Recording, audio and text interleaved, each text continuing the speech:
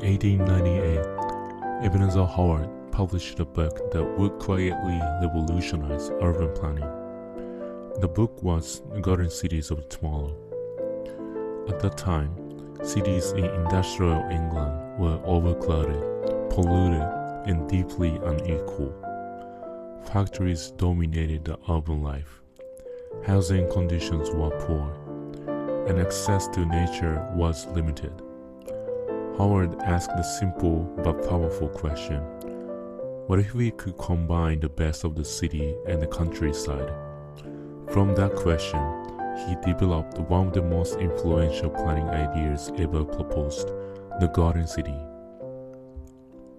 So Howard introduces his vision through a diagram known as the three magnets. They are in reality not only, as is so constantly assumed, two alternatives, town life and country life, but a third alternative in which all the advantages of the most energetic and active town life with all the beauty and delight of the country may be secured. This third magnet is the Garden City. Howard compares three options: town, country, and a town country. He described the progress of each. About the city, he writes, town the symbol of the society, of the mutual help and friendly cooperation, but also of a cluttered street, foul air, and social isolation. And about the countryside, and country, the symbol of God's love and care for the man, but also of the low wages, lack of society, and isolation. And the Garden City is meant to resolve this contradiction. It is not a compromise, it is a synthesis. So Howard's proposal is not just about a physical design. It is deeply social and economic. He writes the aim is to raise the standard of the health and comfort of all true workers of the whatever grade. Unlike many planners of his time, Howard was not focused on aesthetics alone. He was concerned with social equality, access to the land, economic fairness.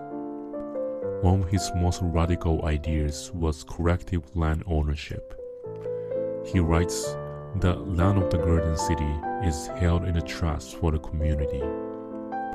This means that increases in land value would benefit everyone, not just private landlords.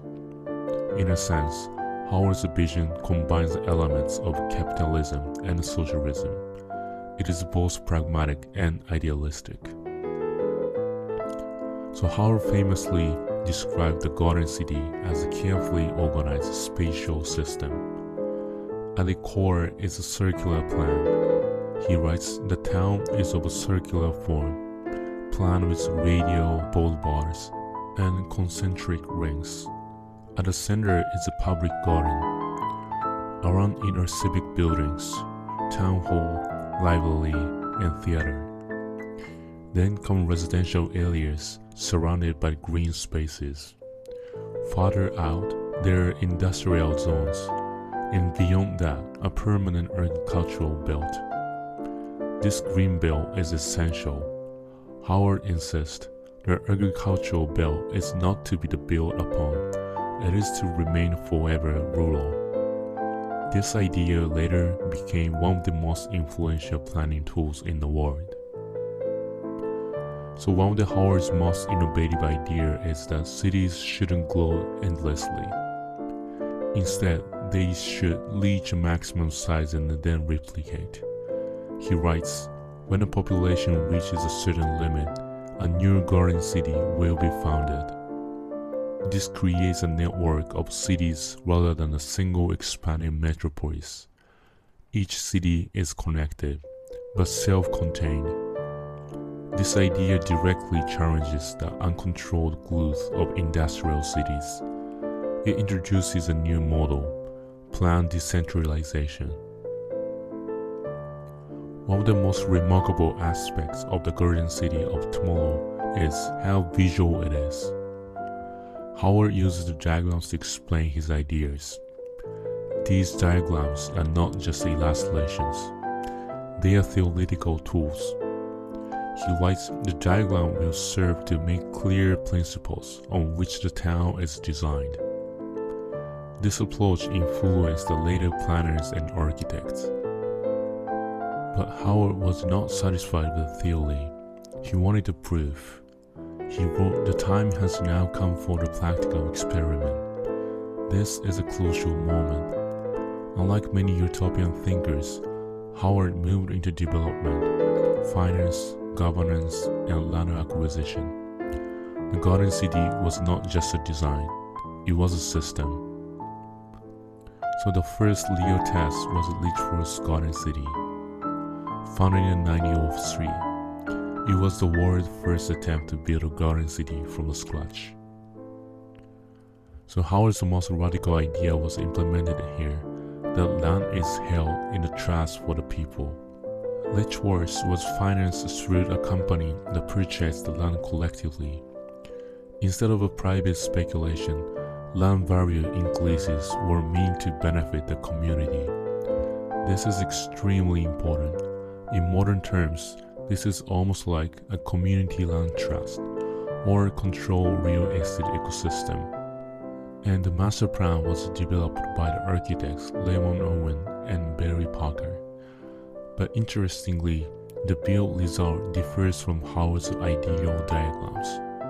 Instead of strict radical geometry, Letchworth became more picturesque, more organic, influenced by the arts and class movement. So key features included low-density housing, tree-lined streets, integration with the landscape, separation of industry and housing. So this reflects a shift as from diagrammatic ideal to lived urban fabric. And Howard knew that city cannot survive without employment. He wrote, "There must be in a town ample provision for industrial occupation." Letchworth actively attracted the industries. Factories were built with the good working conditions and access to the green space. This was revolutionary at that time, but there was a challenge. Industry didn't move as quickly as expected. Many residents still commuted to London. This creates an early version of what we now call the commuter town problem. So Letchworth succeeded in creating healthier living conditions, access to the nature, a strong community identity, but it also revealed the tension. It became attractive to the middle-class residents, not just workers. This partially contradicted Howard's vision. So after learning from the Letchworth, Howard launched the second project, Welling Garden City, in 1920. This was not just a repetition, it was refinement. So Welling is more formally planned than the Letchworth. It has a strong axis of the layout, a defined town center, cleaner spatial hierarchy. The design reflects a more urban and structured vision. And Howard wanted Welling to feel more like a real city, not just a settlement. He emphasized civic spaces, formal boulevards, architectural consistency. Compared to Letchworth, Welling is less rural, more urban. However, Welling faced ever greater financial difficulties. Howard struggled to maintain the regional land ownership model. Private capital became more involved. This diluted the original idea that the increment of the land value shall belong to the community. This is a critical turning point. The Garden City begins to shift from the social reform to planning model. So despite its compromises, Welling became highly influential. It directly inspired the British new towns after World War II, suburban planning models, and zoning-based development. But something important changed. The economic philosophy weakened, while the physical form survived. Despite its influence, Howard's vision has been criticized. Some argue that garden cities led to suburban sprawl. Others point out that the economic model was difficult to maintain. Critics also argue that the separation of the functions, housing, industry, agriculture, can reduce urban vitality. In contrast, later thinkers like Jane Jacobs emphasize density and diversity.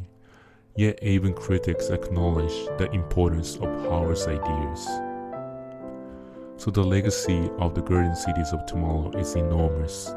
It influenced British new towns, green belt policies, suburban planning, sustainable urban design, and even today ideas like walkable communities, mixed-use planning, access to the nature can be traced back to Howard. His vision also resonates with contemporary concerns about climate change, urban liability, and decentralization. So let's look at a few more powerful quotes. Human society and the beauty of the nature are meant to be enjoyed together. This captures the emotional core of the garden city. It is not just a vision, it is a humane. The problem of the modern city is not merely how to house people, but how to live. This shifts the focus from the infrastructure to quality of the life. We must build cities that are not only practical, but just. This reflects Howard's ethical vision. So as a conclusion, the Garden Cities of Tomorrow is often described as a utopian text. But unlike many utopians, it had a real-world impact. Howard was not an architect. He wasn't formally trained, yet his ideas reshaped the urban planning. His vision reminds us that cities are not just physical systems. They are social, economic, and ecological systems. And perhaps most importantly, Howard shows us that the city is not something we inherit. It is something we design. Thank you for watching, and I hope this summary helps you and you will have the opportunity to read the actual text and learn more about it. And still, we are just happy to have the ladder of the knowledge of all of the architecture, art, design, and philosophy. If you enjoyed this video, don't forget to like, subscribe, and share your thoughts below.